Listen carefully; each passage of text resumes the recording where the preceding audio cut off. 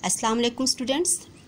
आज हम प्यारा वतन नज़्म के बाकी दो बंद की तशरीह करेंगे। यकीन है कि आपने बहुत बेहतरीन अंदाज में नज़्म के पहले दो बंद को समझा।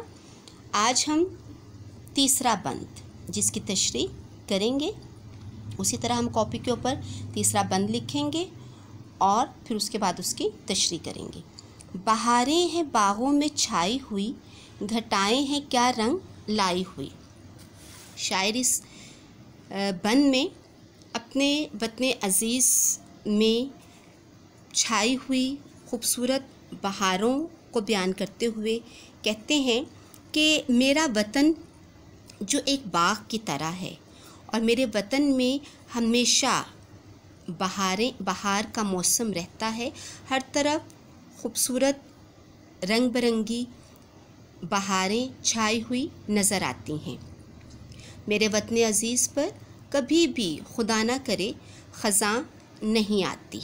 मेरे वतन अज़ीज़ में जो एक बाग की मानिंद है, हर तरफ फूल खिले रहते हैं और ये अल्लाह ताला का करम है, अल्लाह ताला का एहसान है कि उसने मेरे वतन अज़ीज़ पर हमेशा अपनी रहमत की घटाएं छाई रखी हैं। यानी कि मेरे वतन अज़ीज़ में हर वक्त जहाँ पे भी देखें खुशियाँ ही खुशियाँ नज़र आती हैं। मेरे वतन अज़ीज़ के लोग बहुत खुशहाल ज़िंदगी बसर कर रहे हैं। खुशी से है भरपूर सारा वतन, हमारा वतन प्यारा प्यारा वतन। मेरा वतन खुशियों से भरा हुआ है और दुआ है कि खुदा ना करे कि कभी मेरे प्यारे वतन को किसी गम से, किसी दुख से, किसी बड़ी आफत से, मुसीबत से दो चार होना पड़े। मेरा वतन हमेशा खुशियों से भरपूर रहे, खुशियों से भरा हुआ रहे, क्योंकि मुझे अपना वतन बहुत ज़्यादा अज़ीज़ है, बहुत ज़्यादा प्यारा है। क्यों ना हो, क्योंकि मेरा वतन बहुत ज़्यादा प्यारा है।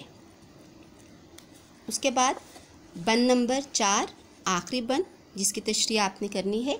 वतन के फसाने सुनाते हैं हम, यही गीत दिन रात गाते हैं हम इसके हैं, ये है हमारा वतन प्यारा प्यारा वतन। अब इस बंद में शायर अपने वतन अज़ीज़ की खूबसूरती को एक नए अंदाज में बयान करते हुए कहते हैं कि अल्लाह ताला ने जब हमें ये प्यारा वतन अता किया, जब अल्लाह ताला ने हमें इस मुल्क को अंग्रेज़ों की ग़ुलामी से आज़ाद करा के और हमें इसमें बसाया, तो हम अपने वतन अज़ीज़ की इस खूबसूरत वतन की मोहब्बत की जो कहानियाँ हैं वो आने वाली नस्लों को, वो लोगों को सुनाते हैं और हमारे लबों पर, हमारे होंठों पर हर वक्त अपने वतन की खुशियों के तराने, अपने वतन की खुशियों के नग़मे रहते हैं। हम हर वक्त अपने वतन से मोहब्बत का इजहार इन नग़मों, इन तरानों की सूरत में करते हैं, क्योंकि हमारी पहचान इस वतन से है। ये वतन है तो हम हैं और ख़ुदा से ये दुआ है कि अल्लाह ताला हमारे इस वतन को हमेशा क़यामत तक कायम व दायम रखे, क्योंकि अगर खुदा ना करे हमारा वतन ना रहा तो हमारा वजूद भी फिर किसी काम का नहीं रहेगा, हमारा वजूद भी बेमायने हो जाएगा, क्योंकि हमारी ज़िंदगी इस वतन की वजह से है, हमारी सांसें इस वतन की वजह से हैं। इसीलिए हमें अपना वतन बहुत प्यारा है। क्यों ना हो, क्योंकि ये वतन अल्लाह ताला ने तमाम तर खूबसूरतियों के साथ बनाया है।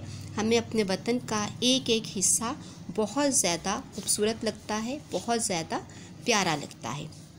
अब सवाल नंबर 1 है, ये दो बंद आपने अपनी कॉपी के ऊपर इनकी तशरीह को तहरीर करना है और सवाल नंबर 1 है जिसके उन्होंने पार्ट्स दिए हुए, हिस्से दिए हुए हैं, वो भी आपने अपनी कॉपी के ऊपर होमवर्क है कि जिनके जवाब आपने तहरीर करने हैं। पहला है, जान से प्यारा होने का क्या मतलब है।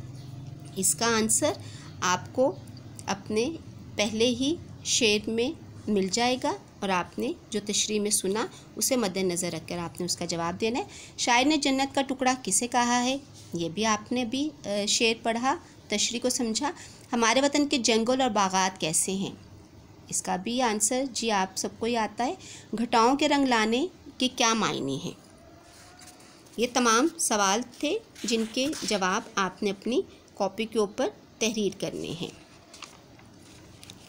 उसके बाद सवाल नंबर 2 है कि दर्ज झैल अल्फाज के मुतज़ाद लिखने हैं। जन्नत का भी आपको आता ही है, फसाना कहानी को कहते हैं, और इसका मुतज़ाद आपके लिए थोड़ा मुश्किल होगा, तो मैं बता दूं कि हकीकत।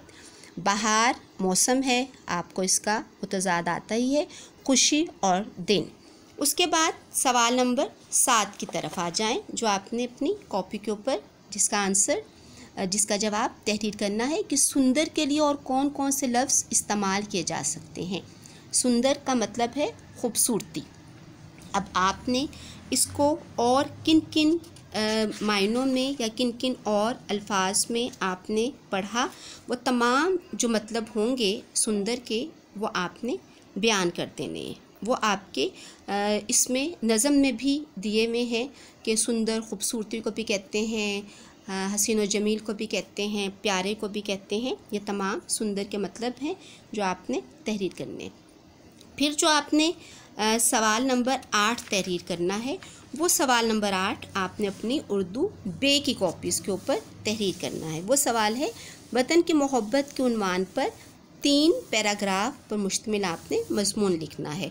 तो आपने इसका जो मौजू लिखना है, उन्वान लिखना है, वो आपने लिखना है वतन की मोहब्बत, और फिर आपने उर्दू बे की कॉपी के ऊपर अपना ये मज़मून लिखना है, बताना है। सबसे पहले आपने तमहीद बांधनी है कि जिस जगह कोई इंसान रहता है, पैदा होता है, पलता बढ़ता है, जवान होता है, अपनी ज़िंदगी बसर करता है, रोज़ी कमाता है, तो वो जगह इंसान का वतन कहलाती है। ये तमहीद होगी, और फिर उसके बाद आपने एक पैराग्राफ लिखना है, फिर अगली लाइन से दूसरा पैराग्राफ या एक लाइन छोड़ के, और इस तरह आपने 3 पैराग्राफ वतन की मोहब्बत के उन्वान पर आपने तहरीर करने हैं। ये तो आपकी नज़्म थी कि जिसके मुतल्लिक आपने समझा भी है, पढ़ा भी है, और आपने इसे तहरीर भी करना है। इसी तरह आपने अपनी उर्दू अलिफ़ की कॉपी के ऊपर सरगर्मी है आपकी कि आपने कोई और नज़्म जो वतन से मोहब्बत के बारे में कहीं पढ़ी हो, कहीं आपकी नज़रों से गुज़री हो, किसी रिसाले में, किसी अखबार में, तो आपने वो नज़्म वहाँ से अपनी उर्दू अलिफ़ की कॉपी के ऊपर तहरीर करनी है। ये आपकी आज की सरगर्मी है। आपका ये इतना ही काम था जो मैंने सारा आपको बता दिया, क्या क्लास वर्क था और क्या होमवर्क था, ये सब आपने करना है। और इंशाअल्लाह ताला हम फिर नेक्स्ट लेक्चर में अपना अगला सबक पढ़ेंगे। खुदा हाफिज़।